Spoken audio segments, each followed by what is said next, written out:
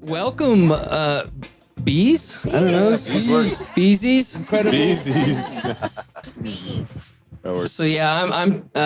For those of you who don't know, I'm Cal Callahan. Gosh, just so honored to be up here. When I got here, immediately we were at dinner on Wednesday night.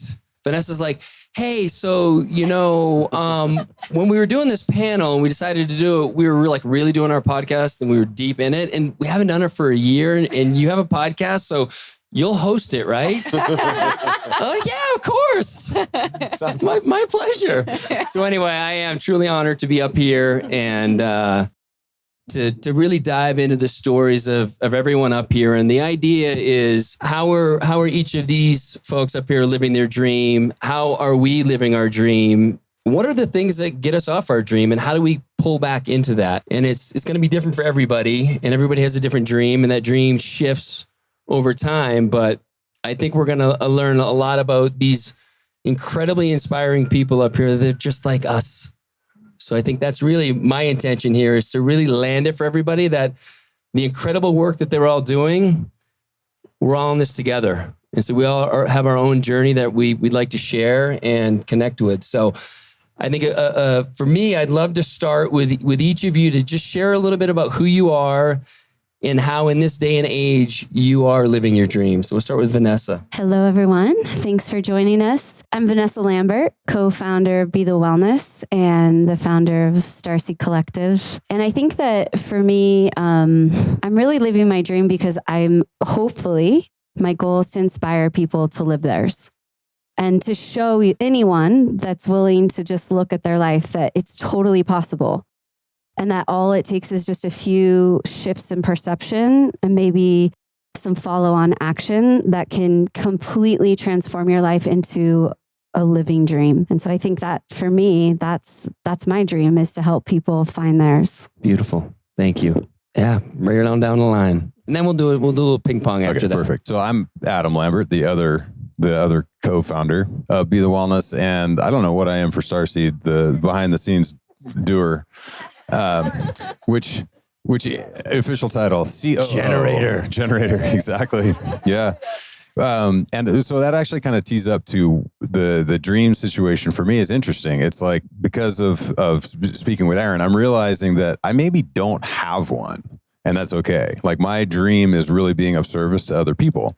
And my previous career in life, that was what I did. I was a fireman for a long time and I got a lot out of that. And I realize now that that's a huge piece of it. It's like, we have an emergency. And I'm like, I know how to figure that out. That's kind of my deal. And so I really like that. And, Vanessa's basically like an emergency,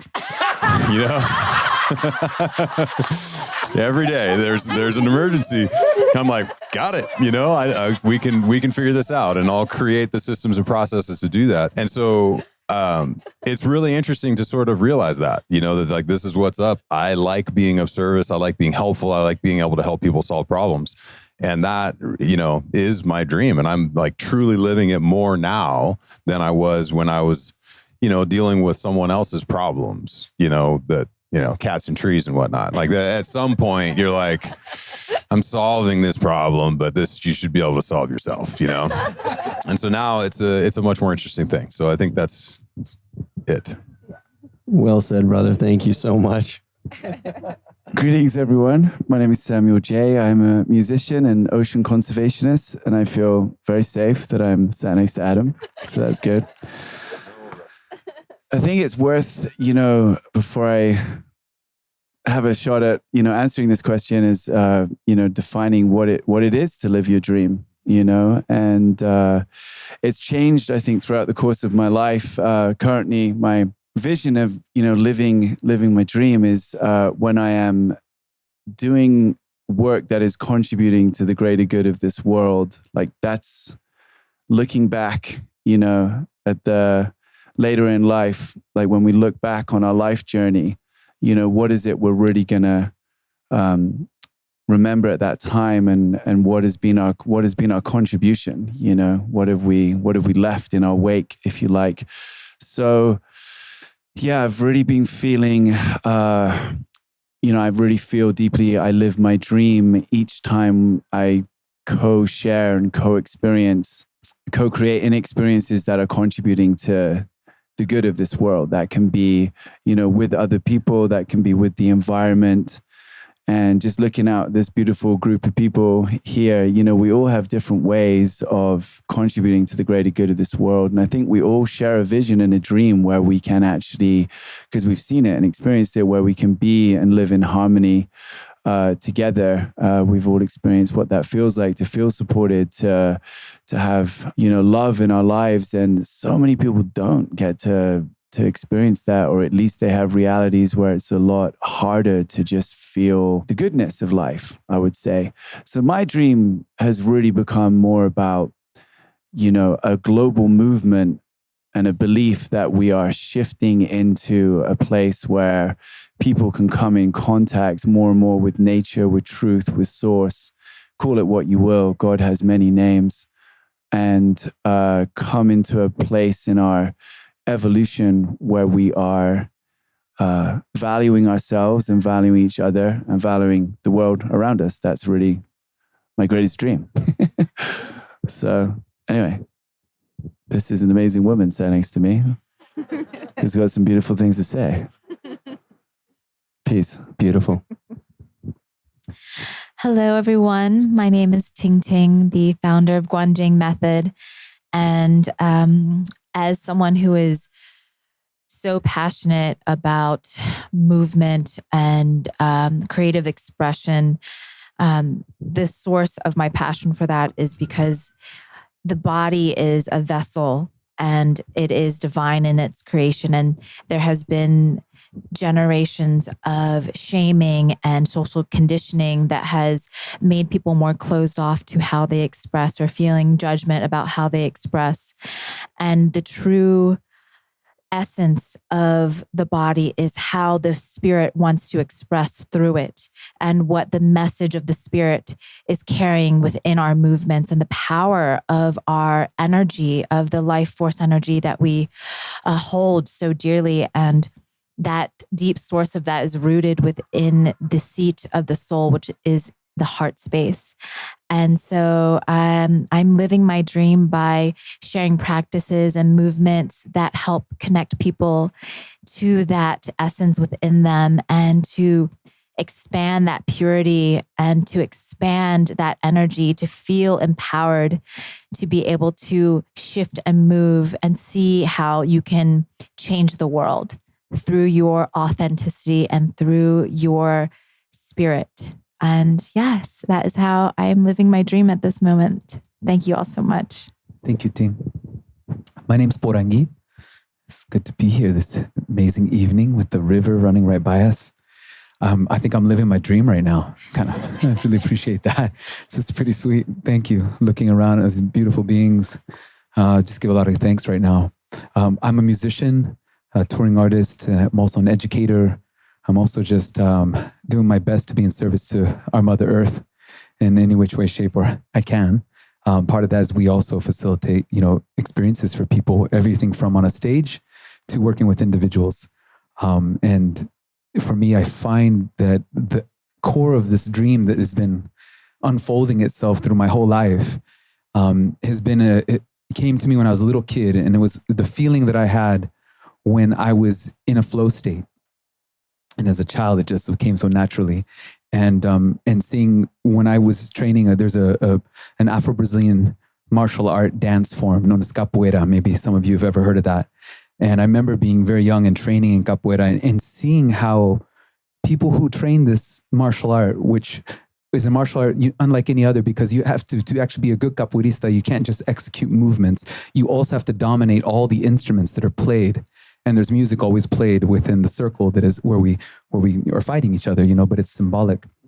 And I just saw wow, this is the most integrated human beings I've ever come across, because they're integrating both movement and sound and improvisation in their daily life and through community in a circle where everyone's a part of the circle. And I was like, there's something to this. And note you, this form came out of slavery.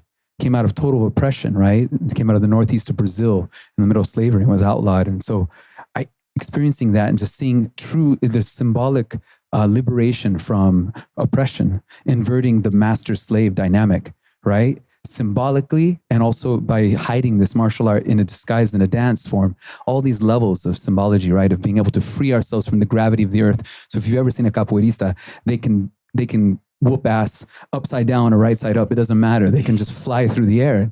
And I mean, it's just like, that is a whole human being. And so that sparked this dream and why I share all this is because I think ever since then, I've been on this path of trying to find how do I help to embody in myself both music and dance, and in a way that is in a relationship to life itself and in service to life. And how do I transmit that through my art? And that's happened through my music. And that's something that, you know, I'm still refining that dream, but I'm getting to do that, you know, professionally now for, I don't know, over, well, it's 25 years. I think now I've been a professional musician, which is cool. You know, instead of it's just a hobby, it's like, I'm actually doing it, you know? And so I would say I'm living it, and it's still unfolding itself, right? It's still unfolding itself. And I like to just say, you know, part of my dream that's also coming alive, we just finished a retreat just before this. And, you know, for me, I really love playing on a stage and feeling the energy exchange between the audience and creator, the unseen beings, you know, within myself. But there's something that really turns me on when we're all sitting in a circle like we did yesterday in the workshop, and I get to see all of you creating and finding, you know, your beautiful, authentic expression, like Ting is talking about, you know, through movement. It's the same medicine, and I think is you know, we're all deeply devoted to here. Is how do we do this and inspire this in one another so that we can raise the collective field, so that we actually can be living the dream that Mother Earth always wants for us, which is life, which is music, which is the river. So with that, thank you. Good evening. My name is Ashley Klein, and I work alongside my beloved here, Porangui. In a lot of ways, partnering with him on stage and behind the scenes and in business and creatively. And my version of living the dream has evolved over time. I was just sharing a story over dinner this evening. When I was in my 20s, I was living my dream life with my dream job as a school psychologist. And I was like, how did this happen? I already got this perfect job that I had always imagined would come later. And I was helping kids and young adults and families understand themselves better. And then all of a sudden, my worldview changed. And I realized that the principles underneath what I was doing no longer matched who I was.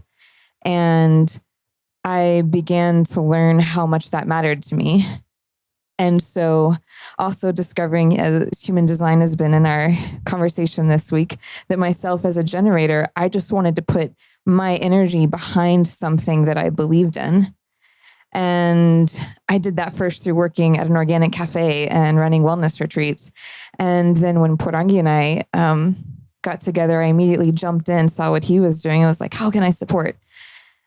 And then through that, I realized that our missions were actually in alignment. And so the dream has evolved to be really putting my energy behind something that is my mission. And for me, for Porangui and I both, it's shared of, Samuel, you said something very similar also, that through music and dance and expression, helping people discover the most authentic version of themselves so that they are kinder to themselves and to each other as humans, and then to our planet, really, most importantly. So it's really an honor to be doing that. And it doesn't always look pretty. And sometimes it's a lot of hours at the computer instead of being creative and on stage. And that fun part, it's all of it. And because it's mission driven, you have to do it. You sit down and you do it. Ashley, I'd love to follow up on something. When you had this notion that it was time to leave as a counselor, how hard was that? And what were the steps that you took to actually to make that happen? Because I think a lot of us feel stuck in different times and maybe don't have the courage sometimes to move through it. And was it something immediately that you were able to, or did you have to really feel some pain there? It was all of it. I had some encouragement from close friends at the time to kind of finish what I had started. And finish the graduate degree that I was almost done with. And I expressed how I was feeling to some of my supervisors and mentors, and they even said, well, we'll give you this other job. It was with a different agency, and you can design whatever program you want, and you can do yoga with the kids and this, and you know, whatever you want. And I was like, okay, let me think about that.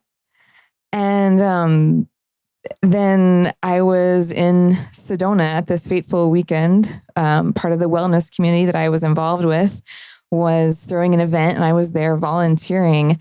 And I literally had a phone call from this, you know, director of the psychology program, like begging me, like, we'll let you pick whichever campus you want, you know. And I looked around at the people around me and the community and the land and the connection that I felt to that land. And I was all of a sudden clear. And I was like, no, thank you. Like, in my mind, I was like, I have no idea what's next, but I'm clear. And that the day after that event ended, I took myself on a long hike deep in the canyon, and I sat down. And for me, that's how I find my most authentic voice, is when I really let the earth speak through me. And I wasn't even clear that that's what I was doing then, but I just sat down and opened my journal and started writing, and my dream life poured out. And it hasn't turned out to be exactly what I wrote, but it gave me the confidence to say, well, these are some steps that I can take towards moving closer to what I know feels right. And I remember I went back that evening to a potluck, and one of my friends, I said, I'm moving to Sedona. And she's like, oh, really? Do you have a job? Where are you going to live? And I was like, I'm figuring it out. I just got the download. It's okay. It's going to be okay. That's part of the story. I love it. Thank you for sharing. Greetings. I hope everyone's having an incredible evening. I confess I have a secret to share. Is this a safe space? I'd like to reveal my secret identity.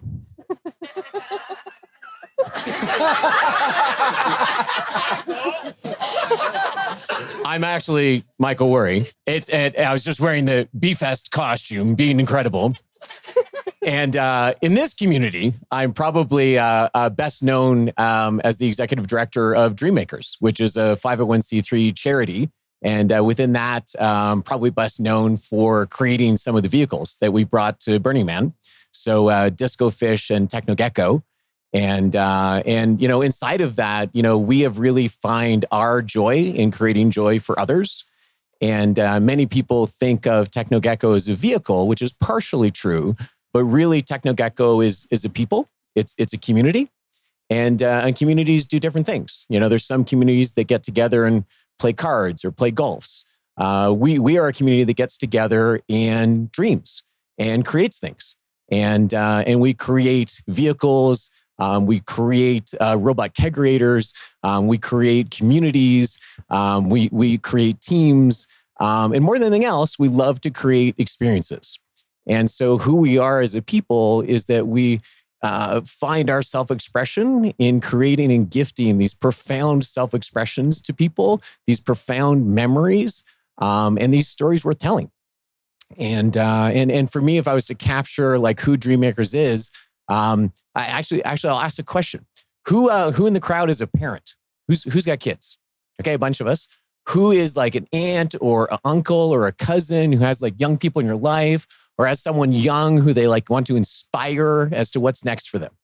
So for me, like you get into like pretty much everybody. And so for me, I have two fabulous daughters who are 15 and 17, and they've grown up in this world of dream makers and building vehicles. And I wanted them to grow up in a world where they could dream truly ridiculous things. And then they could know that you could call together a community of people and you could make those dreams real. Because I think too much of society is limited to trying to fit in and trying to be normal and trying to be reasonable. And like our thinking is limited by what you can order on Amazon.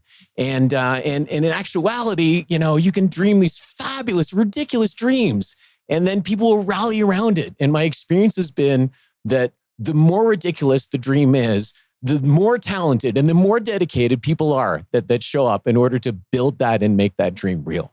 So that's what Dream Makers is about, is dreaming those sort of ridiculous things. And that's what we've created together.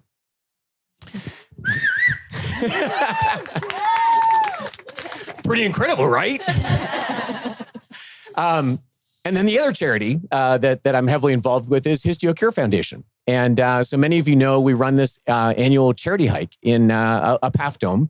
And my nephew was unfortunately born with a rare white blood cell disease called histiocytosis. And we decided as a family that no other family will ever go through the pain that we went through. And so we said we are going to find a cure to this disease. And it was like you shared. We had no idea how to do that. We just said, we're going to do this. And so we founded this hike. We founded our own charity, recruited our own doctors, set up our own space, created funding. And I can now share 22 years later, we fucking cured this disease. We ended it. Yeah. So this year is the last year of the hike, and it's going to be a celebration that we actually figured out how to solve this. And it was a grand vision, a grand mission. And we do skits every year and have a lot of fun with it. But fundamentally, some disease dared to attack our family, and we eviscerated it from the planet. It's done. Both of those are my hobbies. In my day job, I'm CEO of Nuvation Energy. And we build energy storage systems that accelerate the integration of solar and wind into the grid. So imagine like gigantic battery containers filled with batteries that allow you to have solar after dark. And really what that is for me inside of like living my dream and having a company that does that is we build products that reverse climate change. That's what it is. We as an engineer, I took an oath when I got my iron ring as a Canadian engineer. To do good for the planet. And engineers have made some mistakes. We invented CFCs and we invented plastics and some other things that have screwed up this planet. And I feel an obligation, a dream to fulfill, in order to go back and make that right. And so as an engineer, I feel an obligation to go back and build products that can reverse this. And so that's what I do in my day job. And that's the dream I live there. And then, sorry, I know I'm saying a lot. No, go on. I couldn't be complete without saying that I'm also a father of two wonderful daughters. And they are 15 and 17. And they're both like turning like 30. Like the emotional intelligence they have is astounding. And to see like the challenges they've encountered in life and how they've overcome it. And they have a level of like conversation and communication that is beyond many adult friends I have. They are the best roommates I've ever had. When they're at the house, they like make the meals, they do the dishes, they do all their chores, they put themselves to bed. Like they are so incredibly advanced. Like, and they tease me all the time that they're like, they're the adults, and I'm like basically 5, which my current outfit probably ratifies that concept. But I'm like, I'm 5 with like influence and money and community, and that makes all the difference. And that's. Those are some examples of the way I'm living my dream. That's so, thanks for sharing that. And I had a couple follow-ups. Oh, yes. When is the hike? October 15th and 16th in Yosemite. We hike up Half Dome. This is the last year of the hike. So I'm one of the principal organizers of the hike. And there will be about 200 of us on trail. So it's a whole thing. And come join us. Hikeforacure.com. Perfect. And then secondly, what do you attribute your daughter's maturity to? Great question. So since birth, I have treated my kids as equals. And that actually confuses a lot of adults. And so when I talk with them, I don't set rules. We have a conversation about what the rules are going to be. Right. And so, for example, when they were young, I sat down with them and said, hey, we have like work jobs in a house. And they're like, yeah, they're familiar with that. It's okay. Let's have a conversation about how our house is going to work. And we wrote out all the tasks that are involved in running a house. And so I said, okay, top of the list is someone's got to pay the mortgage. And they're like, all right, like, Papa, we don't have any money. So, okay, cool. I'll pay the mortgage, right? Okay. Next on the list is someone's got to make the car payment. Any volunteers? They're like, I still don't have money. Okay, I'll do that. Okay. Someone's got to like maintain the electrical systems. So I'll do that. Okay. And the roof. Okay, cool. And we kept going down the list of like all the things that are involved in running a house and making it a home. And there's a lot. And kids, like these kids are like 5 and 7, I think, when I did this. Like they don't have exposure to that. They don't understand it. And so then we got down later in the list of like, okay, who's going to make dinner? And Morgan's like, oh, I'll do that. I can do that. So, okay, cool. Right. And who's going to do the dishes? And who's going to clean up the room? And who's going to wash the car? And they were like eager to like volunteer and contribute to having a house that works. But they just needed like a context in order to like understand what it looks like. And so I think kids are vastly more brilliant and talented than we give them credit for. And if you relate to them as an adult, and many of us do, then they step into it and they step into that powerful listening. And so my kids were like adults when they were like 10. Like it was awesome. Perfect. I mean, I know we have a lot of young parents and parents to be, so that's just beautiful wisdom. Thanks for sharing. Thank you. What an act to follow. You're going to be incredible. Yeah. Okay. Thank you. I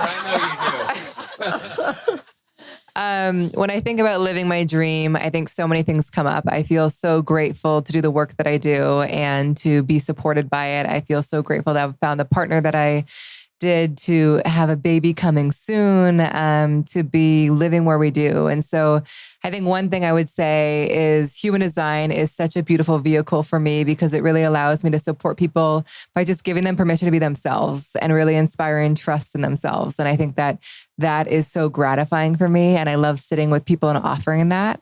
I will say the path to making human design a viable business was a rocky one. And it's been such a journey, which makes me so lucky to be where I am now. I think I discovered human design in 2015. I was like, this is the coolest thing ever. No one cared. I tried to do it for 2 years. Everyone was like, still don't care. And then I walked away from it. And my partner was just like, Erin, this is like part of your mission. Like you just have to try again. And I was so scared of failing again. And he really has been such a pivotal force in making it possible. But I think it has made me so grateful to be where I am now, because I think that like people were not interested in it for a long time. And to have people like all of you and now the many thousands of people I've worked with to like love human design as much as I do is really such a treat. And I think one thing I would say about living my dream is that like it keeps changing. I think what feels important to me is that I feel aligned in the moments that I'm in, but also am holding it all loosely, because like I have no idea if after we have our child or in 2 years or 5 years or 10 years, I'm like, I want to do this. I want to write this book. I want to create this thing. And so I think that I just really try to stay attuned to like, does this still feel right? And does this way of offering it still feel right? And give myself the flexibility to change when the time calls for it. Because, you know, I feel so lucky to be where I am. And I also feel like none of it was the plan. You know, human design was not the plan. Jared was not the plan. Upstate New York was not the plan. Like, I just feel like the most magical things in my life have been the things I could have never envisioned. And so it's really been a path of like trying my very best to surrender and just be in trust of it all, because I feel like that's often so much more magical than what I could have envisioned. So I'm excited to see what's to come. And I feel grateful for the dream I'm living right now. Perfect. And what comes to mind for me with that share is I think when we clear space, we allow the universe, spirit, whatever you want to call it, to come in and show us the way. And there was a saying, I don't remember who coined it, but it goes something like, you're not here to find your purpose. You're here for your purpose to find you. And I think when we open ourselves up to that, like you have, it's just so yes, and you just know what it is. So thank you. So I'm going to do my best to bounce around here, but I want to start with Ting Ting. And if you don't mind, you had a beautiful share with us in the group today about your journey and how 3 years ago, it was much different than it is today. And I'd love for you to share that it's not always like, oh, this is amazing, and I just found this thing that I'm supposed to be doing. And there's a lot of darkness sometimes for us. Yes, I would love to share that. And similar to Ashley, I, 15 years ago, I was like, I'm going to be a fashion designer. I'm going to New York City. I'm going to be working with all these designs and doing all of this and sketching croquis of these dresses. And I got to that place very quickly, and I was doing the thing, and I was sitting in the office, and I was realizing I was really unhappy. And I'm like, why am I so unhappy? I'm living my dream. And I was realizing how shallow the fashion industry is, and realizing that my creative expression was just being sent off to a factory in China that's having their employees overworked and having so much pollution with the dyes going into the rivers. And I was like, I don't want to contribute to this anymore. And so I quit everything. I quit my job. I left New York City. I moved to Wilmington, North Carolina by the beach. And my mom nearly had a heart attack. And she's like, what are you doing? And I'm like, I'm just going to be a waitress at this taco restaurant by the beach. and I just needed space to figure out what I wanted to do. And so I found yoga very quickly. And then that was my next thing. And I was like, I'm going to be a yoga teacher, and I'm going to Bali. I'm going to facilitate yoga teacher trainings and open up a meditation retreat center. And it happened really quickly, and it all came, and I was like, yes. And then I was like, wait, is this what I want to do? And so I met my partner, Samuel, and I followed my heart, decided to move to LA, and I tried to recreate the retreat center and the yoga teacher training in LA. But, I don't know if this is a surprise to you or not, but a lot of people don't want to do meditation retreat centers in Los Angeles. Like, that's not the pinnacle destination spot to go to. So it didn't really work out. And I had all of this free time. All of a sudden, the clients stopped.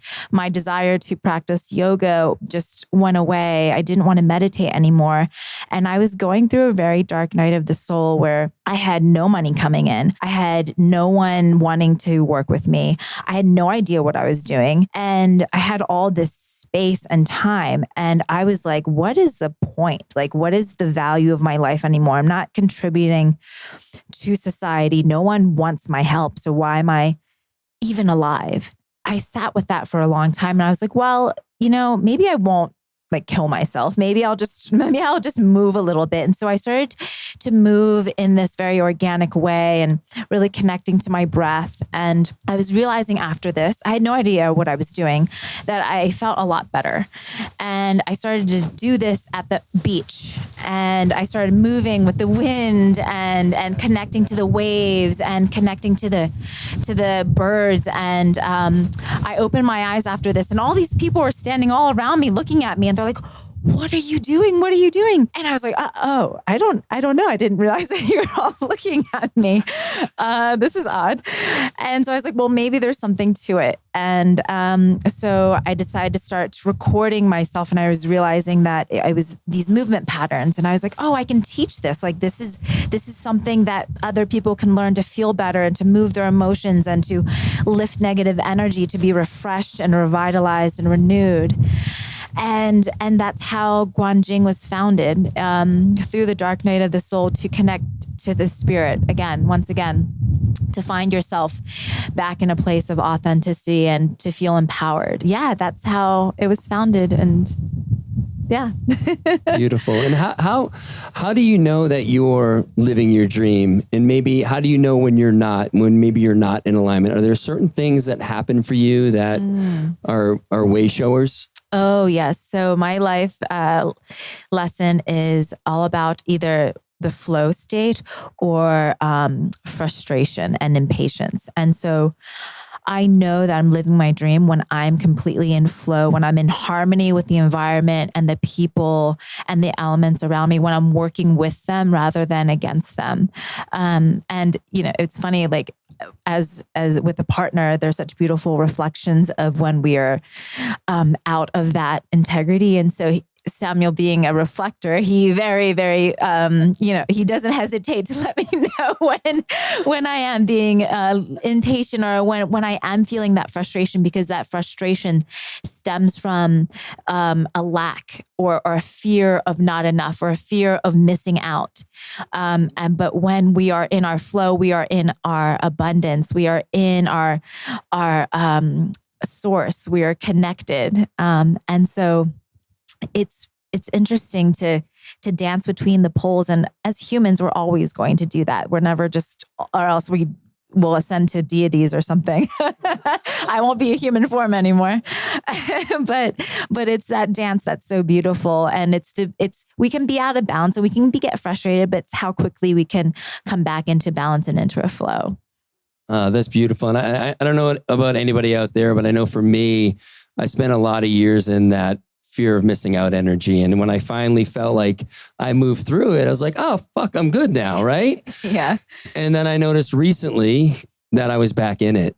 And it was that for me is the indication that I'm not living in abundance, that there's scarcity mindset that is pulling me away from the things that I'm meant to do. So I'm really glad you brought that up. Now, I have a follow-up for the both of you, because I couldn't help but think last night when you all were playing, what happens when there's tension in the relationship?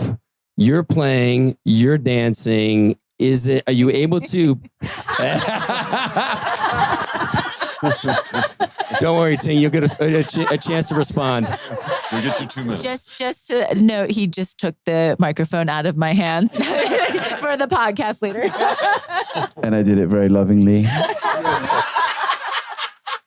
Beautiful share. Thank you. There you go. They're both mic'd up now. We're good. Can you repeat the question? I'm just kidding. We tried swapping roles. When you're being a total asshole, No, I know. what's I'm it sorry. like? I'm sorry. When your beautiful partner is up there giving everything she has. I don't know. I just can't even. A total disclaimer that I'm sorry. Like, what happened? No. We tried swapping roles so that we basically, if she's feeling frustrated, like she would sing and I would try dancing. That didn't really work. That didn't work, no. Not that you're not a good dancer.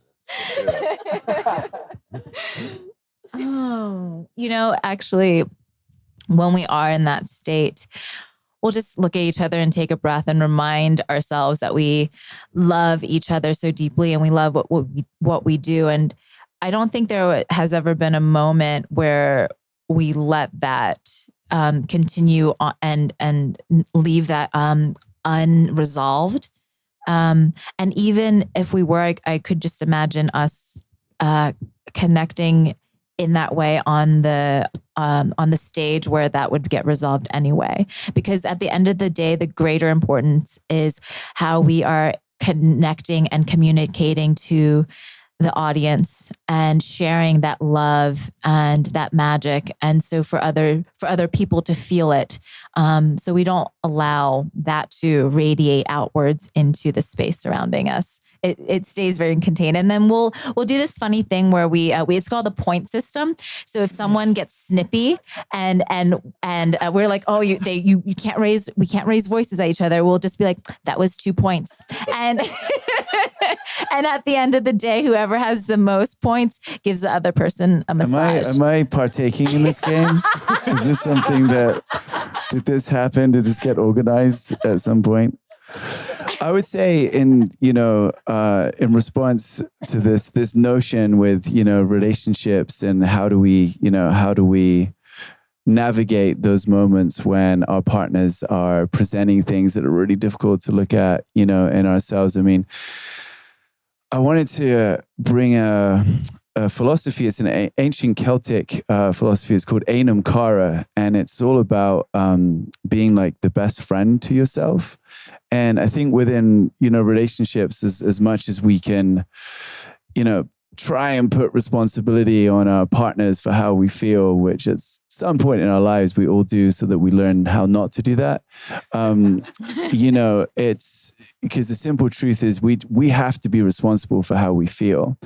And Ainam Kara is basically soul friend. So Ainam being the soul and Kara is the friend. And the reason I bring this up is because it's basically a notion that we can only really find like healthy relationships once we have a healthy relationship with ourselves and with our own responsibility. And the book is all about, like, if you think about enlightenment as being like the ultimate goal within Ainam Kara, that's the moment that like you become your best friend to yourself.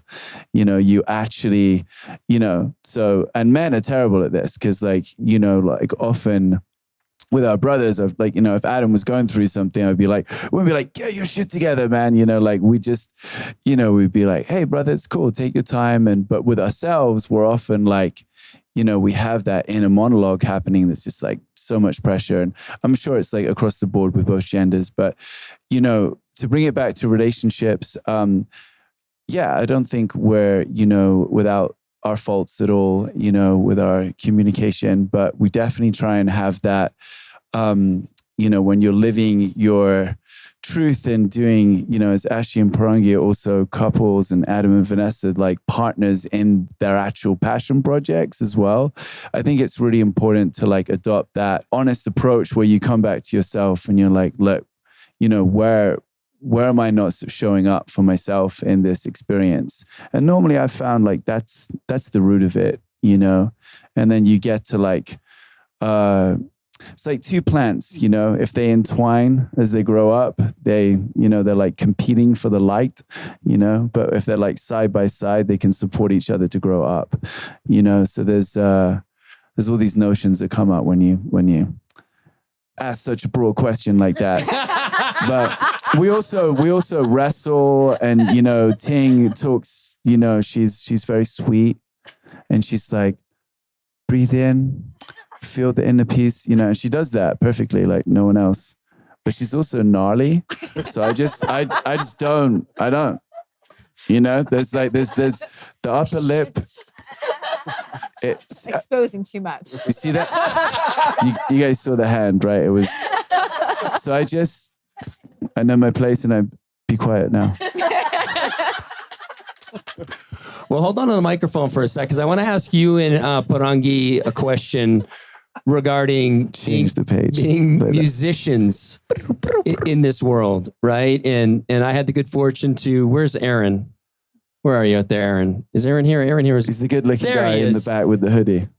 I had the good fortune to ride this morning with Erin and just talk about watching him and really watching Ting last night,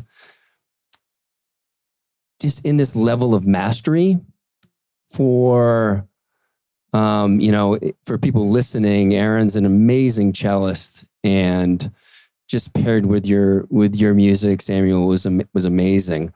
But what I witnessed really for the first time was this understanding that their gifts are the gifts for all of us. And it's not a monetary thing that they're seeking. I mean, yeah, they want to be paid, right? But I think our society points us in that direction. I know that that's where I've been oriented for a lot of my life, for better or for worse.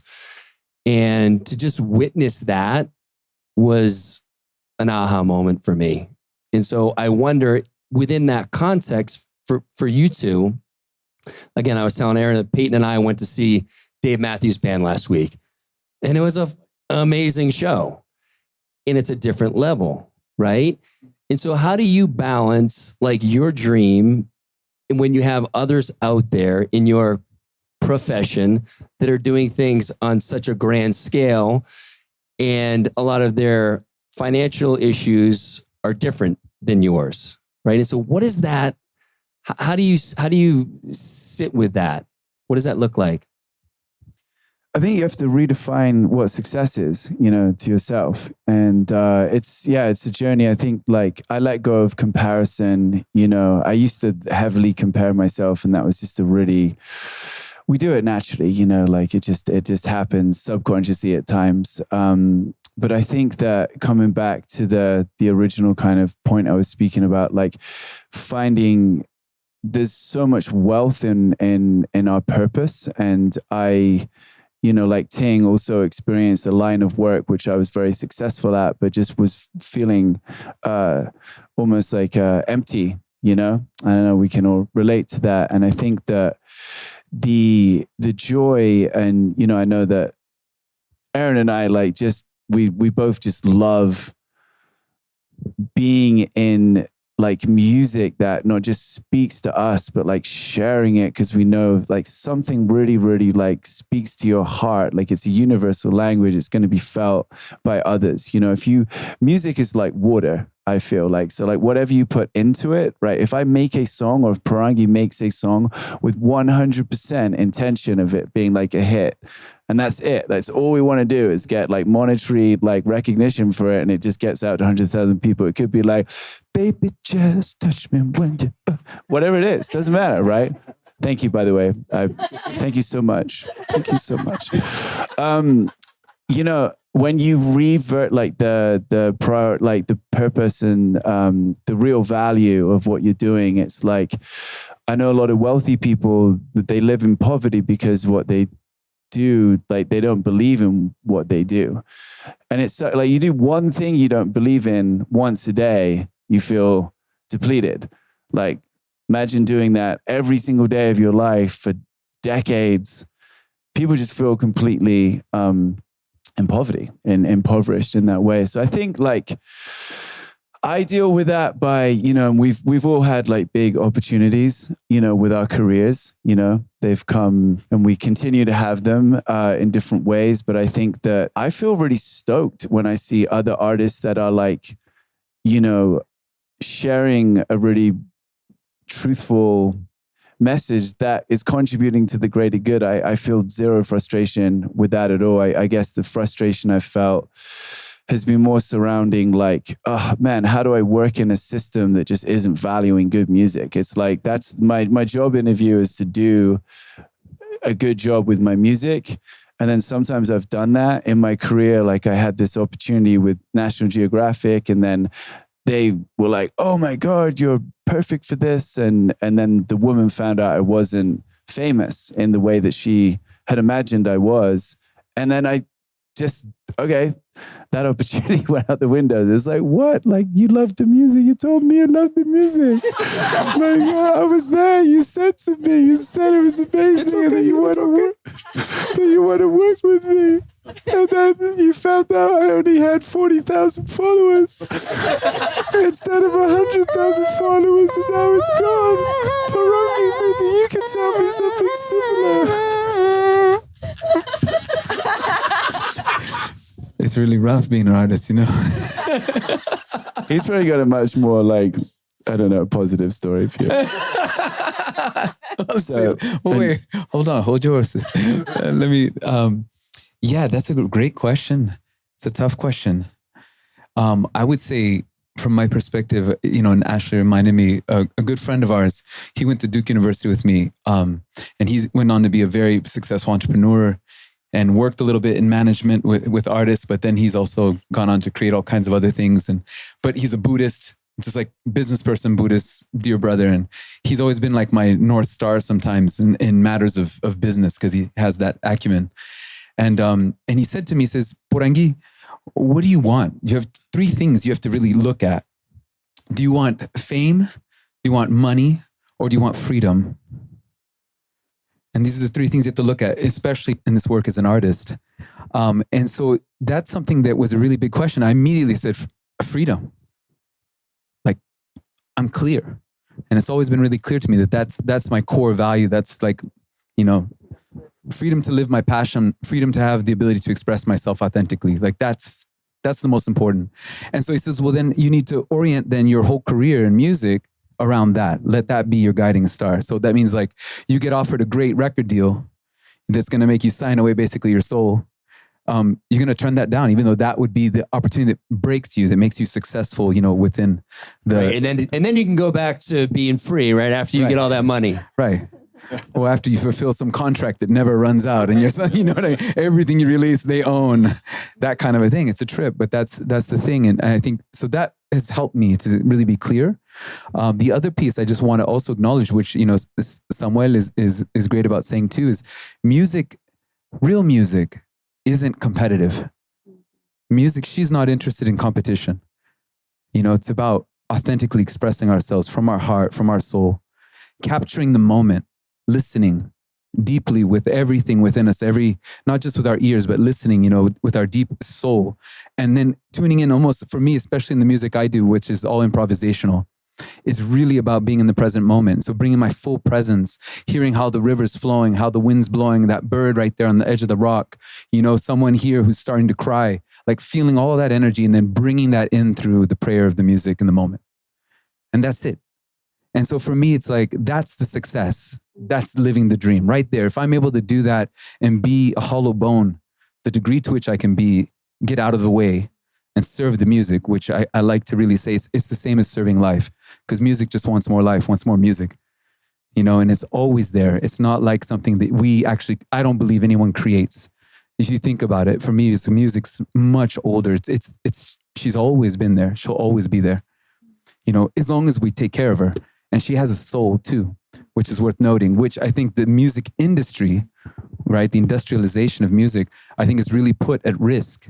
And I was speaking about this the other day in the workshop. You know, it's the advent of our technology and the way that we now consume music, as opposed to music being this sacred thing that only 100 years ago you'd only experience when we come together as a community and we create that, right? And you have to go talk to your neighbor, and you have to get, you know, the guy down the road who knows how to play the guitar, that guy who has a drum, you know, that other guy, right, who knows how to make the fire, you know, that other woman who knows how to do this, and that, you know, and it's when we all come together, and the children and the grandparents and all the generations, that is magic.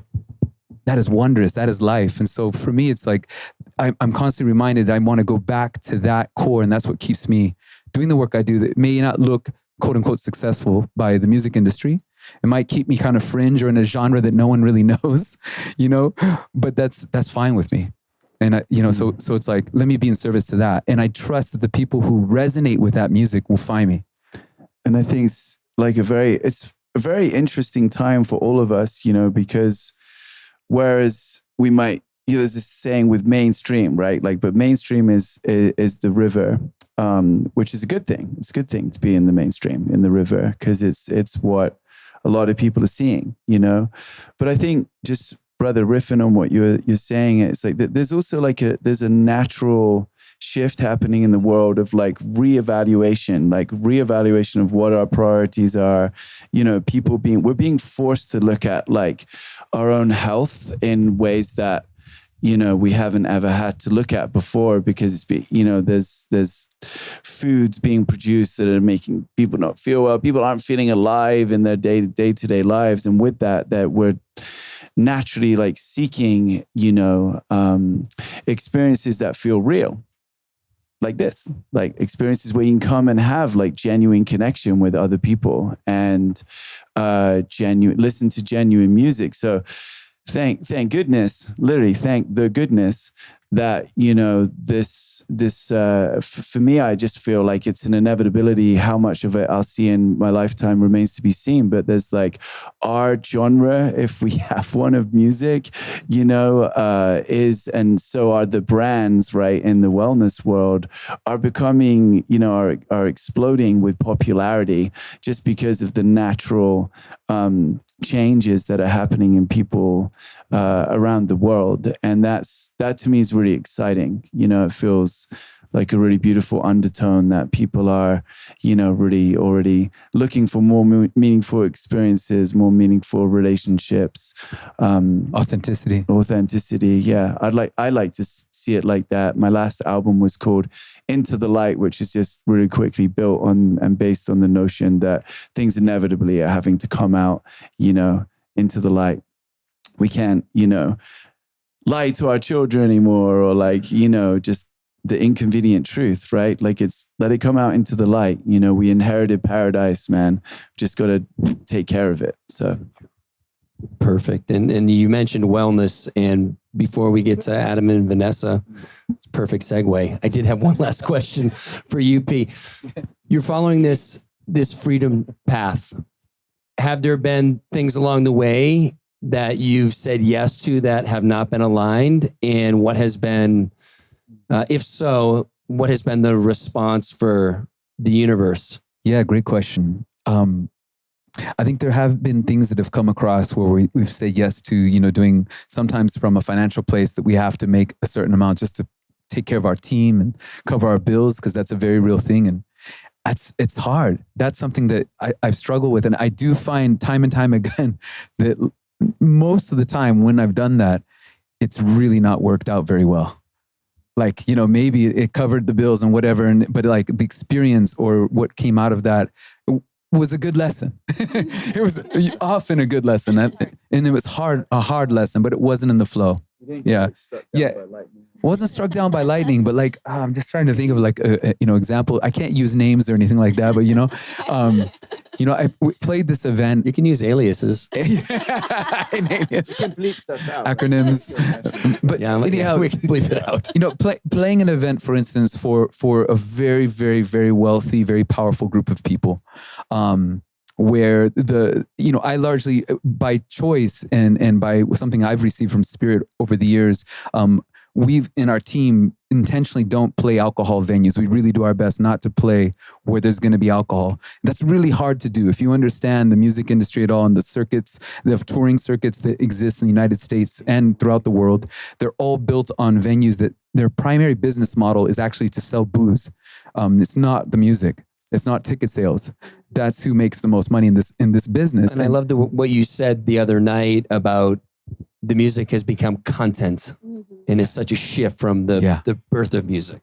Exactly. Yeah, because music, in fact, is sacred. I mean, she's truly sacred. And even if it's like the darkest, most intense music, that some people might say, oh, that's noise or that's offensive, that's still like catharsis. That's emotion, right? Even if we don't resonate with it, we might not resonate with it, so we don't have to listen to that. But to the most ethereal, most classical, you name it, she's about emotion. The music is emotion, which in emotion, if you think about it, is a frequency, a vibration in water, right? Like we literally can see emotion moves like water moves, right? It's changing, it's constantly mutable. And so it's this relationship that I've found in this situation, going back to the story, I went down and I played for this group, and what they were, the main substances there were alcohol, and I didn't know that, and also cocaine was very, very prolific in the scene. Those mix very well, evidently. No experience there. Other things, but not there. So which, and this was an audience full of influencers, full of very powerful people who, influence our decisions through social media and all the channels. Yeah, one of the lures was come play for this audience, right? This is good exposure, all of that. That was one of the pieces. And so for the status thing, right? And so we agreed to do it. And long story short, they asked me to open and to bring in a very ceremonial energy, but because of the alcohol and because of the coca, and mama coca is a very sacred plant, by the way. Cocaine is the derivative where she's been, really distorted, if you will. And so it enhances our ego. These are very ego energies, right? And when I started playing for the people, it was like nothing could get through the wall. There was like an energetic wall I could just see. Like everyone couldn't penetrate it. I tried every instrument, everything I had. I was like, boom, boom, boom, trying all the spells, right? But they just wouldn't receive. And I had literally the stage, I was like, can you play something else? And they're like, like sending me like things on the side and behind the stage. They came on stage. So I said, hey, can you play faster? Can you something harder? Do you have something edgier? And I'm like, wow, I've never experienced that. And so it was really humbling, and I really felt sad. It was really sad. And I got off stage and the next guy came out, was a DJ, and he just played some really banging, hard house music. And then everyone was like, yeah, and that was the thing. And we were on the ocean, this beautiful place. And I went down to the ocean. I just sat with her, in this loud system going off. And I was just like feeling the land, feeling the nature there, in this beautiful place. And it's just like, I felt deep sadness because I realized how much of who is influencing our decisions, who's making the trends, who's setting all this, and where's their frequency? Is that the frequency that we want to be amplifying?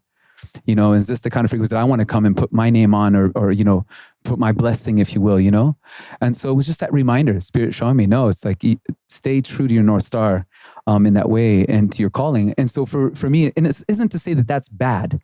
Don't get me wrong. It is a choice. It's not good or bad. And I really don't come from this place of, we live in a world of gray. I follow a spiritual tradition known as the Red Road. It's indigenous way of practicing our spirituality, if you will. And what's beautiful is there's no priest, there's no church, there's no hierarchy in this Red Road. Okay, it's a road, and our elders say the Red Road is there, and you travel it. And for some, that road is wide, and for others, it's narrow. But you define that. How do you want to travel that road? And it's all about how do we show up as a good relative? How can we be a better relative? Not just to our blood relatives, not even to the other two-leggeds, the other humans, but also to all of our other relatives, all these species here, Mother Earth, yeah? Simple. Just be a good relative. That's it. I can get behind that. You know what I mean? No matter my political affiliation or whatever, right? And so I offer this right now because that's been the reminder for me, is like coming back onto that way. How do I bring beauty? How do I move that forward? And so in those decision points, choosing the things that take me towards life, towards beauty, and surrendering those things that are going to be just look shiny and really attractive, and might be, that's the thing that's going to break you. But it's like, that's not what I want to do. I'm just going to create beauty and contribute to life. And that's it. If I'm in service to that, then it seems to always put me in the right place, like here right now with all of you. Yeah. Yeah. But and I think you would agree that having that experience, you have more resolve for your path. And it's like, we need those to step off that path as a reminder, like that's not the way. Yeah. And to really feel, again, to you, that sadness of what other people are experiencing maybe, and maybe they don't see it that way, but to be able to hold that, but not carry it. Absolutely. Hold space for it. Absolutely. Yeah. And that reminder, Mother Earth is waiting for us to grow up. She's just waiting. She's been really patient, by the way, really patient. When I sat there and I listened to the party go off, you know what I mean? And just the energy of all that, right? Was just telling me, just continue to be my voice. Continue to please, it's that reminder that we are in her hands and we are her hands. And we can't forget that. There's a responsibility. We are the hands, we are the fire keepers. It's why we were gifted fire, as humans. And so it's just that reminder. What are we doing with fire? Are we burning shit up, or are we illuminating? Are we illuminating the world, And that's the invitation. She's just waiting for us. And if we don't get it, there'll be another species. There'll be, she will continue, So that's another piece of this thing. So for me, it's like, how can I create music and art that is going to inspire and wake us up more and bring us and stitch us back into the fabric of Mother Earth? That's simple, I guess. Beautiful. Thank you.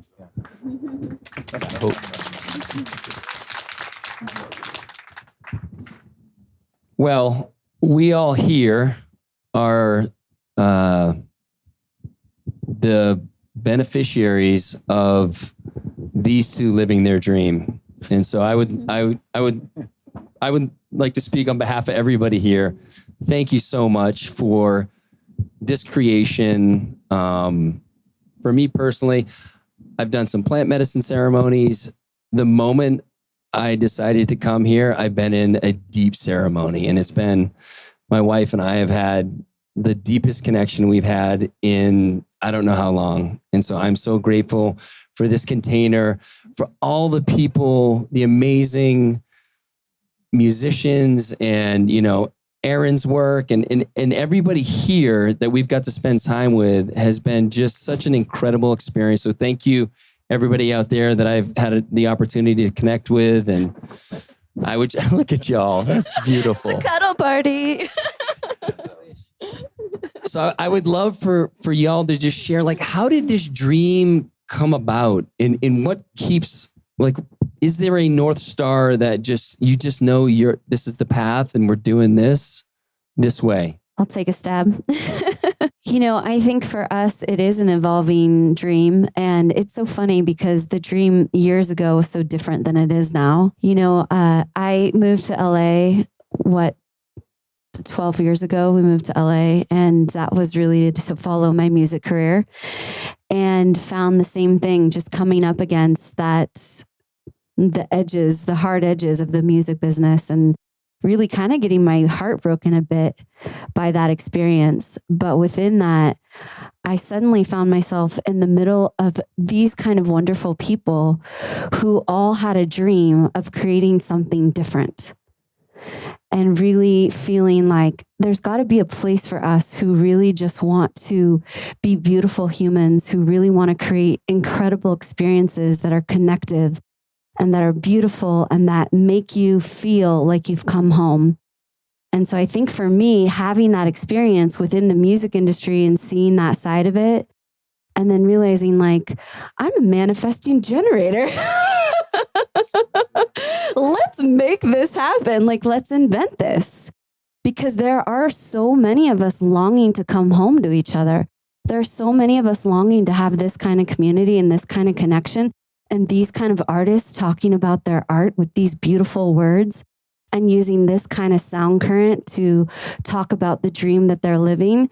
And that is like a tall glass of water, right? Doesn't it just feel so beautiful when you hear the sound current washing over you about how we want to live our lives and what we believe to be true and what we know in our heart is our path, our destiny, our dharma. And so I think for me, that was it. It was just like, we got to do it ourselves. We are the ones we've been waiting for. There's no one coming to make the B-Fest or take the alcohol out of the bar. Like, no one's doing it. We have to do it. Someone has to be the one to say, all right, let's create a team. Let's have a vision. Let's use our strengths. Let's use our skills, and let's create a beautiful experience of life together. And that's what B-Fest is, and that's what Be the Wellness is, and that's what this whole container is just, we want to all make each other's dreams come true. So let's just do it. Let's get on the court and make it happen. So... You made it happen. And then we did it. Yeah. Yeah. The end. So Be the Wellness has been an interesting experiment, and we really started this, for those that don't really know, we started in coaching and nutrition and strength and conditioning stuff, and then started to tease in mindfulness here and there. And it really was this sort of outgrowth of our coaching experience to bring people together and to do these things as an in-person experience, right? And this is where the retreats came from. And the evolution of that really is ongoing, and I think I mentioned this a little bit last night in my extemporaneous speech during the tuning. By the way. Samuel just pressed him into action and you nailed it. Tune away over there. Didn't Samuel. he not? I mean, how good was he? Yeah. Well, thank you. So I gifted. appreciate that. Yeah, and Adam. And Adam. Yeah, and the guitar was super in tune. So but the evolution of this is really, and actually Cal mentioned this, right? He's like, you guys created this container, and this is something that we talk about at most of our retreats, is that, we really are doing that. And, we're creating this container for all of you to show up and create the experience. And so because that's the case, and I don't foresee that changing. I mean, that is really our North Star. It's like, we're going to create a container that's this shape, and let's see what people do in it, and so then the next retreat might be a dodecahedron, right?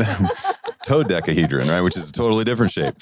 Fifth, like interdimensional shape, right? And so then you bring all of these people and you're like, what happens here? What happens in this place, in this space? And so I think that, for us, it's going to be an ever evolving thing, because the piece of it that is us is the culmination, the bringing together, the sort of principles of which, be sleepy, be creative, be adventurous, be hungry, like whatever else on that and now be incredible, which frankly deserves to be on there. Be loving, be present, all of those things that were kind of the foundation of our company.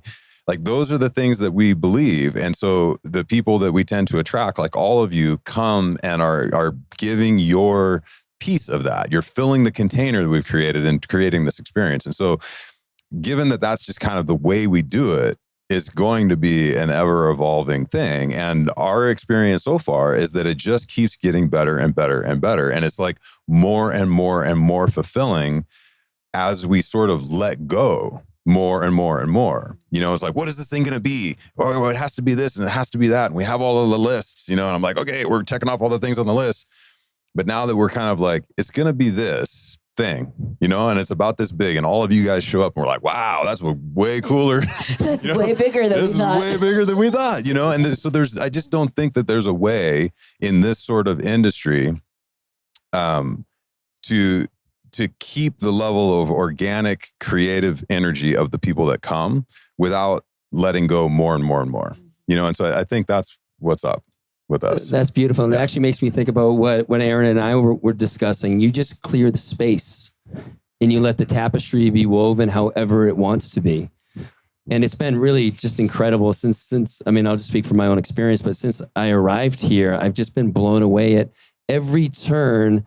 Everything has been perfect, and not in the sense of perfection, but it's been exactly what I've needed. And I think I was sharing with you earlier that, this afternoon where the 3 40-minute sessions, like that stuff, but generally I'm just like, oh, maybe I'll go, maybe I won't, but I'm like, I'm going. Peyton was running a little late. I'm like, come on, we're going to go. Like we're going to miss, we were started out with Adam, but everything was so beautiful and just the right amount of intensity and ease. And it just goes to show how much care and intention and heart y'all have put into this. And so I do want to ask the next one, just so people listening who aren't here, or actually people who are here too, when is the next one so that people can sign up? Because I know we're going. Yeah. We're actually working on the new dates right now. So hopefully we'll have those out within the next couple of weeks. But the thing I want to just say in relationship to what you're talking about is that this is what happens when you create an event from love. And there's so much that is generated from money and status and all of that. But when Adam and I come to the drawing board, it's like, how can these people love themselves more? How can they love their lives and know that right now is a uniquely beautiful experience and that this moment is the biggest gift of all? That is what everything is perpetuated by. And so I think when what you guys are experiencing is that the decision tree, the logic tree is like, well, how can we make people fall more in love with themselves? And if we do that, then we're doing our job. And I think that's what this is a seed of. This is like an example that we can do that in communities. You don't always, as good as Adam is at the spreadsheets, you don't always have to do everything based on a spreadsheet. Like you really can lead with the heart. Perfect segue, because I was actually going to Erin next, and it's going to be Thank you. for a few of you as well. And it's just about, maybe Erin, when you were starting out, or even now, people ask to work with you and you say, hey, this is what it costs. And like, no, there's not a fair exchange for them. And like, what does that feel like as you're getting your feet under you and you're getting this some sort of rejection where I would guess by now you're like, well, there's just not alignment there, so we're good. Like, I actually don't want to work with someone who thinks I'm too expensive. But what's that like in the beginning? Because I think we all experience that sort of rejection and we take it personally when arguably that's not our work, it's someone else's. But it can show up as our work if we don't process it properly, right? Yes. Also, we have one more blanket if anyone wants it. Just come up, we'll throw it down. Yeah, I think that like what comes to mind is, and this is in my human design, of course, is that there can be like a bit of a vacillating sense of self-worth and like a desire to like overgive and often undervalue. And so I think early on, I was like organizing a human design panel. I'd been like studying human design for I think 3 or 4 years. And my partner was like, why are you not on the panel? And I was like, I'm just going to bring together the people. He's like, no, be on the freaking panel, And so there have just been a lot of moments where it's like, me, really? And so I think that I've needed to be reminded of it, especially early on. I think that it was scary to ask. But I think that having the right support and people around me that are like, it's okay. And it's also okay if they say no. And so I think that like, I just needed the right support and allies and friends because like by myself, I didn't always remember that. And I think as we grow, those moments of insecurity still come all the time, but I do think that it's like stronger boundaries where it's like, unless it feels good, it's just not going to be sustainable for anyone, you know? And so like, I think I really had to realize how important that exchange is. And also a core part of our business is like, you know, sessions with me are expensive, but most of our offerings are super accessible, like under $100, you know? So it's been really nice to kind of build a business that makes the system as accessible as we can. And that's been really core to like who we are and what we do. But it's been a journey. And I think I just like often need the right support and the right people. Perfect. Because I forget. And so for people listening, well, where can they find your work? And we're going to link to all this, everybody's information in the show notes, but for those listening. Yeah, you can find my work on Instagram at Human Design Blueprint and Erin Claire Jones. And then if you want to get a written guide to your design, that's at humandesignblueprint.com. And if you would like to book a session, that's at erinclairejones.com. Perfect. Thank you. I can chime in on I would rejection love to if you hear like. your thoughts, Michael. So I graduated as an engineer. I'll date myself in 1997 and had no training in sales and started Nuvation. And I walked out of university and decided I was going to start this engineering services company. And I would go on sales calls and it was brutal because I didn't know how to sell and it was almost always no. And after I'd been doing it for a bit, I started running the math and it was a 1% success rate. And so I had to have 100 phone calls to get 10 meetings to write 4 proposals to get 1 project. And that was the deal. And I had to close about a project a week in order for Nuvation to be successful. And so like I was working, I logged all my time, we have time cards. I was working 140-hour weeks. It was brutal. And I had no training. And what one of the things that shifted that I really learned was it didn't matter what proposal I wrote. I was always told that the price was too high and that someone else was lower. And I'm silly. I'm an engineer. I'm a Canadian. And so I believe people are honest. And so I would hear someone say the price is too low and I'm not going to buy it at that price. And I would like kind of take them at face value. Don't do that. It's not honest. And so what really shifted was when I finally realized, actually, you know what? This is a valid price. Like this is what my services are worth. This is what this project is worth. And that's the price I'm holding to. And it totally shifted the whole business. My success rate went way up. I stopped pursuing any opportunities that weren't willing to value my services at that level. And you know, today Nuvation is wildly successful. So that was part of my journey of learning how to manage rejection. Yeah, I would love for you to add to that. I think just also adding, like, I'm like I just like want people to be happy. And like, I think it's been a big lesson for me that like, not everyone's going to like me. Not everyone's going to like the work that I do. And so just also not coming from a place of like, how can I please everyone and meet everyone, and more just trust. I think that like this has been shared so much tonight where it's like, I think Porangui shared it beautifully. It's like, I'm going to like do my work in the most authentic way and the right people will show up. And like, it's only by doing it authentically that I make myself available for those people. Like if I veer off course, I will start to attract people that are not actually aligned. And so it's also been the trust that it's like, that's my job. And like, unless it's the right person, they're not the right person for me and me not for them. So. And so with regards to what Michael said, what do you think it is? Like, it's just changing a mindset. You know, what's Michael, what's your human design? I've recently learned I'm a manifest generator. Okay. And I kind of manifest and create things. So I can get that. It's like you manifest a lot of shit. Yeah. What a great example of like the 3 things, you know, he was sharing about what he did. He's like this one and this one and this one, which is such a beautiful manifesting generator quality. Just FYI. What do you think? What was it, Michael? Was it literally just a mindset shift to convert to being successful or? Yeah. What was the practice for you to believe, to truly believe and have faith that was it? I have always had faith that things will work. Like I was clear when we started Hike for a Cure that we will find a cure, right? I didn't know how, but we would. Like I can tell a bit of like when I founded Nuvation. So I was just graduated university. I was at my parents' house and I was making sales calls, you know, trying to find opportunities. And I was calls in Ontario and calls down to California, and I was getting much better traction in Silicon Valley. And so I woke up one morning and said, you know what, I'm going to move Nuvation to California. That's going to be where we're founded.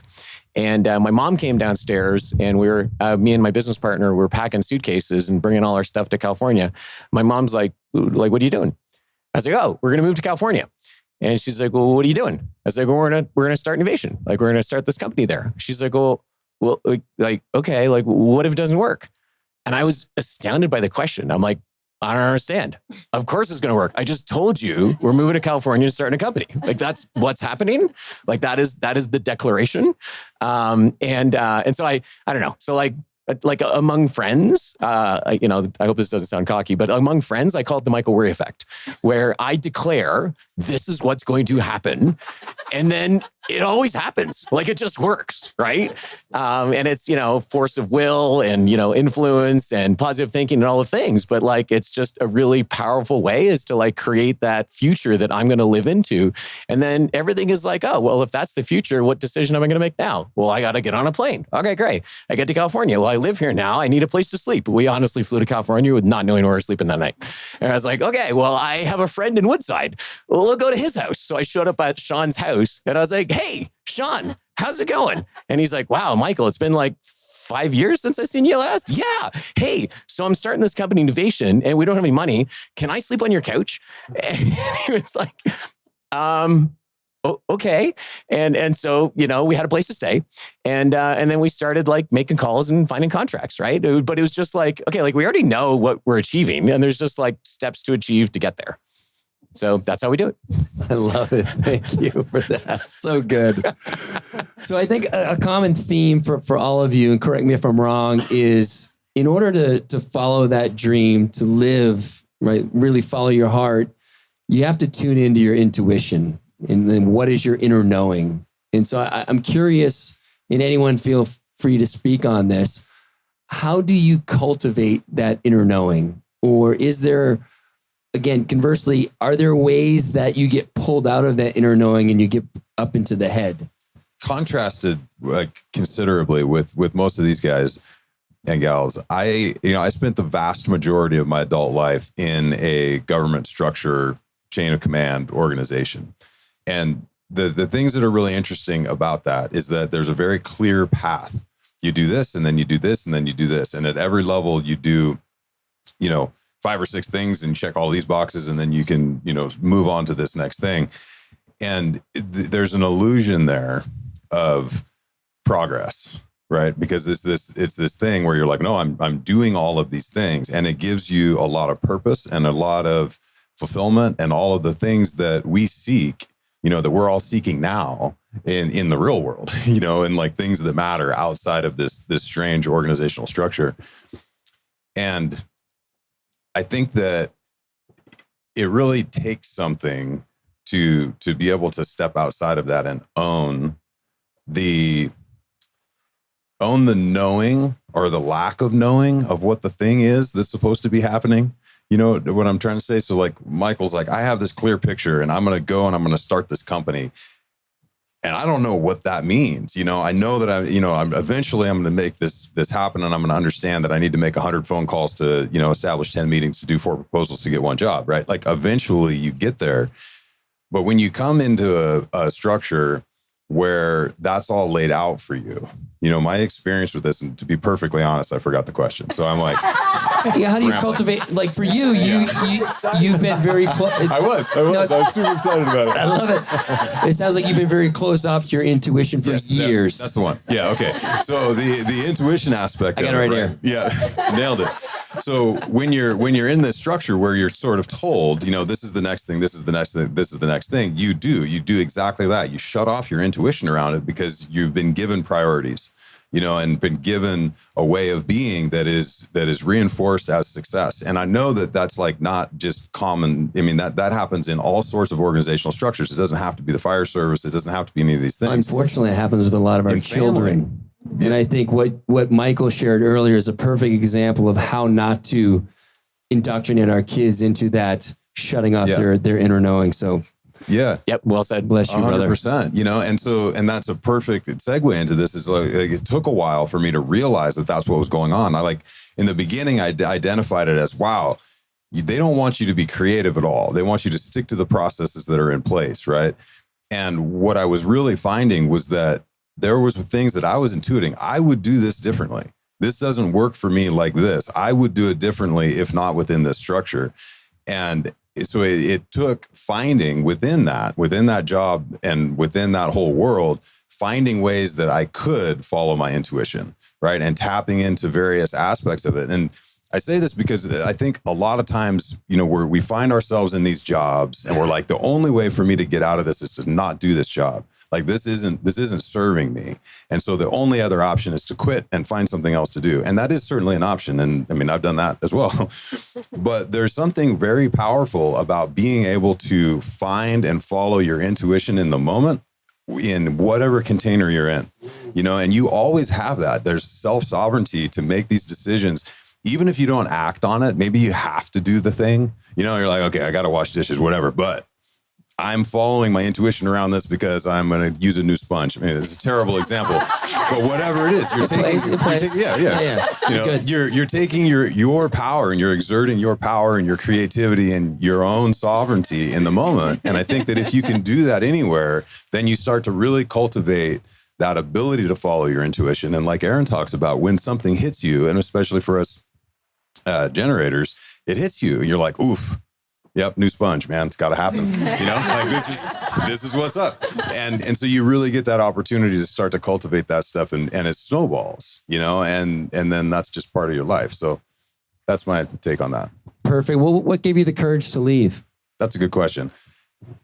A little bit of had to make a decision. You know what I mean? There were things going on that was like, man, the first B-Fest, for example, was scheduled and I did not have MOU vacation for it, which means that it was in the middle of summer, which means that I would not have been able to show up. Almost guaranteed. We had 2 retreats, one in our B-Fest retreat and then one in Africa that were scheduled. And so it was like, yeah, something's going to happen. You know what I mean? Somebody's going to be very disappointed one way or the other, And then, of course, a tremendous amount of support from Vanessa, and that makes it. She's like, whatever, we'll figure it out, like it'll be fine. We'll live in a car. We'll do whatever happens. Like if this whole thing falls apart, like you can always get your job back. You know what I mean? She is very, very supportive, multitasker.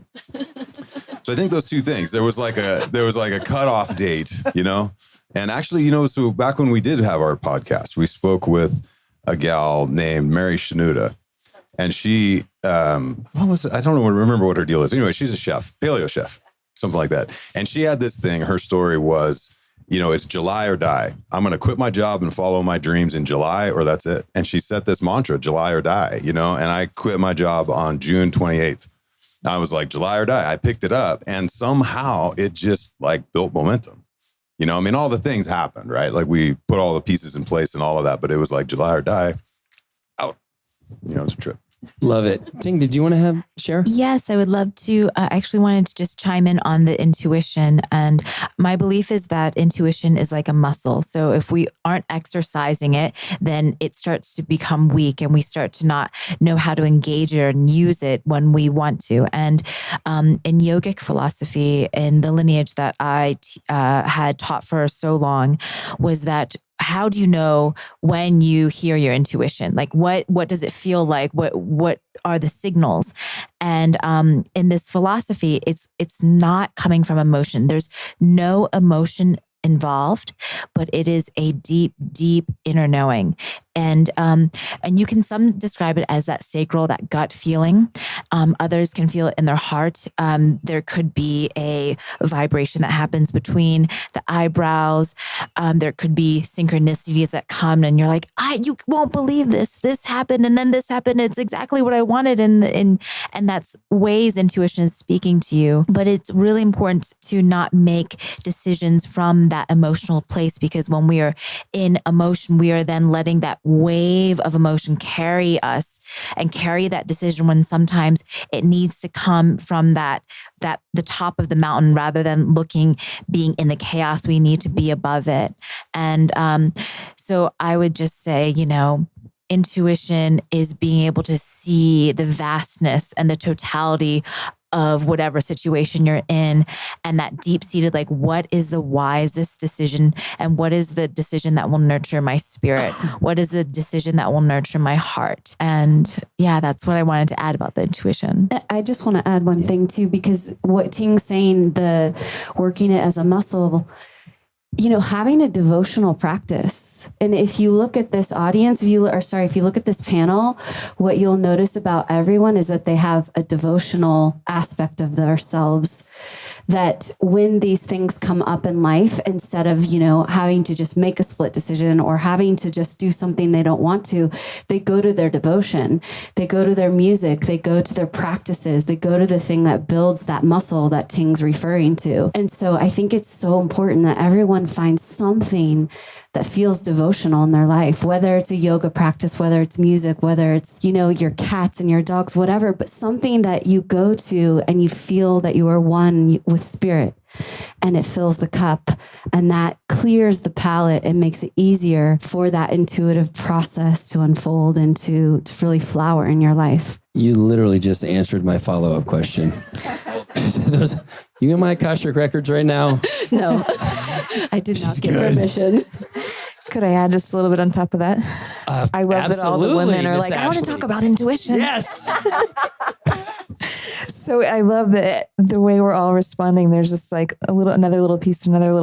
The way you were saying to go to your practices, for me, I've learned over time that my practices are body-based and are nature-based. And I really, truly believe that connection with nature is one of the best ways to bring us back to our own innocence and our own purity. And also remembering that when we're in that state, when our perception isn't distorted by media or other people's opinions or whatever, when we're in that authentic, pure state, remembering that we are part of the web of life, part of all of nature, then we know that those decisions that come from that most authentic place are not only best for us, but they're best for all of life. And I actually read something at like a key moment in my life. I think it was in Siddhartha, the classic book to read when you're going through these life changes, where it was like, well, how do I know to trust is it selfish for me to just act from what's best for me, for my highest good? Well, no, it's not, because my highest good, like what's speaking through me, like you just said, is source. And my highest good is also everyone's highest good when I'm really in that innocent, non-distorted, pure place. Beautiful. I'd love for anyone to answer this. Like, when we get in those emotional states, like, what is a practice besides just your devotional practice? But really, like, I know sometimes when I get emotional, like, is it to, simply fast from everything, give yourself, clear the space once again for maybe 24 hours and then come back to it? Like, what are the things that you can do in the moment, or what are the indications that you're actually in an emotional state versus like making a decision from your intuition? Well, I'll jump right back in. I'll answer that last part. So something I've learned recently with, the reflection of a counselor, a coach that's been supporting us, was helping me realize a lot of time my emotions are unconscious to me. And I love that so much this conversation is framed in human design, because I've been geeking out about it for years and now we all know what we're talking about. So for me, my emotional wave is unconscious. And to other people, it's like, yeah, she's feeling a lot right now. And I'm like, what are you talking about? So Porangui is nodding his head.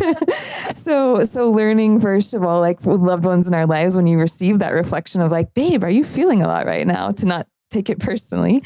And also to recognize in my body of like, oh, my temperature is rising or my heartbeat is faster. So those are some of the things where it's literally, I've just learned what are the signals in my body. I am a big believer in really feeling our feelings all the way. And that it's emotional maturity and emotional mastery to have the tools to allow ourselves to feel our feelings all the way, so that we then we distill and receive and integrate the message that they're there to offer, because they are messengers. But the mastery is to do that in a way that we're not projecting it onto someone else or making it their responsibility to clean up the mess if it's messy. Like, we're allowed to be messy, but it's no one else's responsibility to clean it up. So sometimes it is walking away from me. Sometimes it's going in nature and sitting, like I often go to the creek if I just need to cry, or it's just saying, I'm going to go in the other room and scream into some pillows and it has nothing to do with you. And we do that. And to like give it the moment to move and honor the emotion that it's there so it clears the way for the message to come through. Amazing. Thank you. Samuel, I feel like you have something to say. I feel like we're getting into a sense of like, it's a lot of trust. We're talking about trust. And, you know, when we go into more of a bird's eye view, you like look over sort of the last centuries, you know, in many ways, like humanity has become vastly disconnected with its North Star or with its, you know, sense of identity. You know, there are so many ways to have, you know, a sense of identity, but I like to remember, like, I believe that life in its essence is good. And, you know, I often talk about Shambhala, but I'm sure many of you have come across this Sacred Path of the Warrior. Please, if you haven't, give it a read. It's incredible literature and philosophy about our basic responsibility as people to be caretakers. And no matter what our financial position or our, you know, position in our work and all these things that we put so much in modern day culture, like value on, like being in this like role of being a caretaker feels so purposeful. You know, obviously taking care of yourselves is part of that as well. We can feel very connected and close with our intuition, so it doesn't become such a difficult task because you're simply always choosing that honors yourself, you know. And I think if we're always choosing like decisions from a place of like what is ultimately honoring you, because you can't possibly make the right decision if what you're doing is not honoring yourself, you know. And they speak about this a lot in Shambhala. And I think that we can all help each other. I don't think anyone on the stage or anyone in the audience, I don't think any of us have all these things completely worked out. Otherwise, we wouldn't have reincarnated into this life and be here. And, you know, all these comical jokes and things that are coming up on stage, because let's have fun with it, you know. But it's fundamentally, I really just, I believe that life is good. And when I say that, plants are trying to find their way up to the light. The fish are motivated to swim up that river. Like our bodies, like when we lie in certain positions, our cells are reproducing. Like it's fascinating. You know, I'm a diver and, you know, lover of the ocean. And every time I'm in a healthy coral system, which, you know, it's a blessing to see you get exposed to this harmonious structure that just is the foundation, right? That just works in this perfect reciprocity. Like the weeds grow to the exact height to give the exact shade for that exact polyp to be able to, like, it just goes on and on. It's amazing. Let us remember that we are part of that. You know, we don't have to recreate a new way. We just have to come back to the way, which is like the fundamental laws of the universe, you might say. And I think that if we can learn to lean into that, no matter what it is we're going through, like just come back to that notion that, like, you know, again, like honoring oneself to honor, you know, each other and honor this world, like that's it, you know. And then although that might sound vastly expansive, there's a real different purpose in my own life, knowing that I had the opportunity to discover that, you know, and I had the opportunity to discover a connection to that through the ocean and surfing. My earliest memory was my dad taking me out into the ocean. All of us would have a different connection to nature in that way, but let us remember that, you know, I've worked in all different places in the world, and, you know, especially with very challenged children, and just some incredibly heavy realities. And you realize that not everybody has the opportunity to actually be exposed to the goodness of life. And yeah, it's a responsibility the moment that you have to share it and to uphold it in our lives. That's what I wanted to say about that. Yeah, beautifully stated. Michael? In a conversation on emotional state and managing, I can chip in. First, I just recognize that none of us are born knowing how to understand our emotions and how to manage them. We have to get like conscious training and skill development in knowing how to dance or how to understand calculus or how to understand our emotions.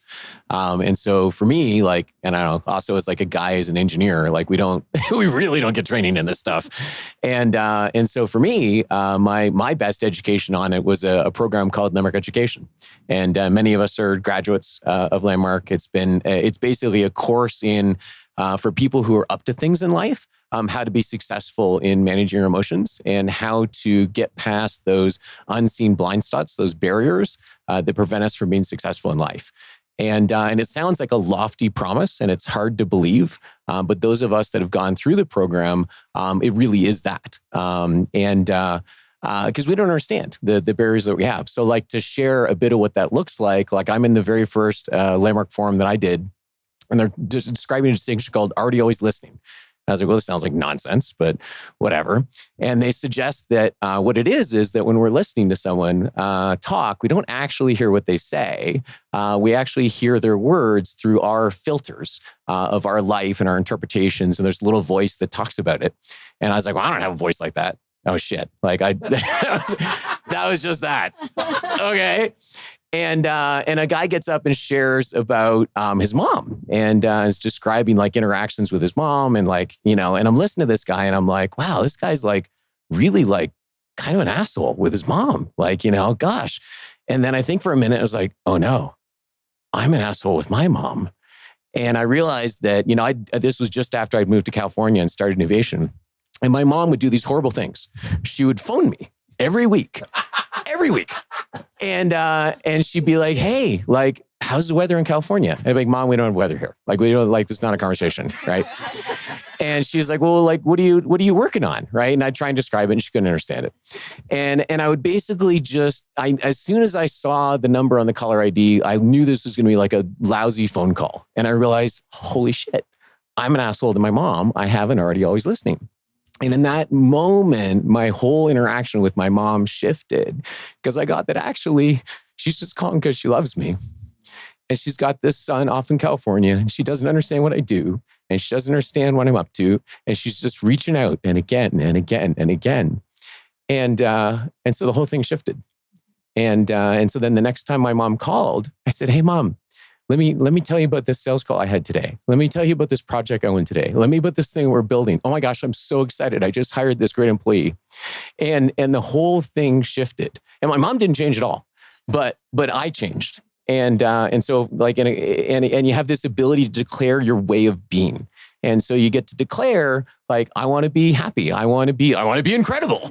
And you get this amazing training. So huge advocate for programs like that. Thank you so much. I think that probably landed for a lot of us. Beautiful. One last thing about the intuition. One last thing. Yeah, right next to you, Ting. Absolutely. All right. So there's a lot of different perspectives on how to connect deeper with intuition and to know when you're making the right decisions. And for me, it comes, there's just the one question I have that allows and discerns all of my decisions is, am I making this decision from a place of love or a place of fear?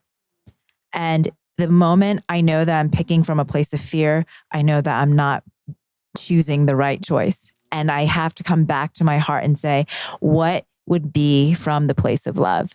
And so I hope that helps all of you, in your further decisions, especially if it's a complicated, complex, emotional, a relationship or has to do with anything that intertwines with a lot of other relationships in your life. And so it's always choose from a place of love.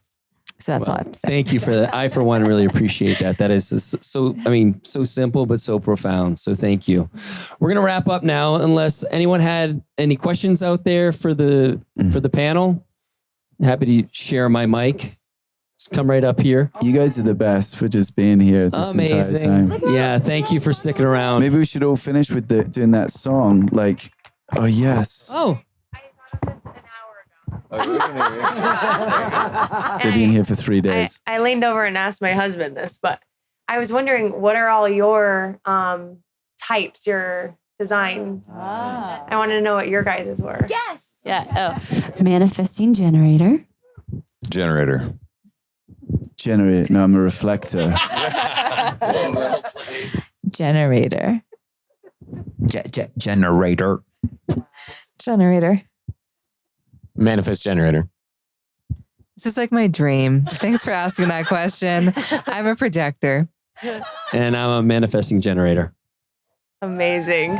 Thank you. I don't lead the music, so Samuel J. Come on.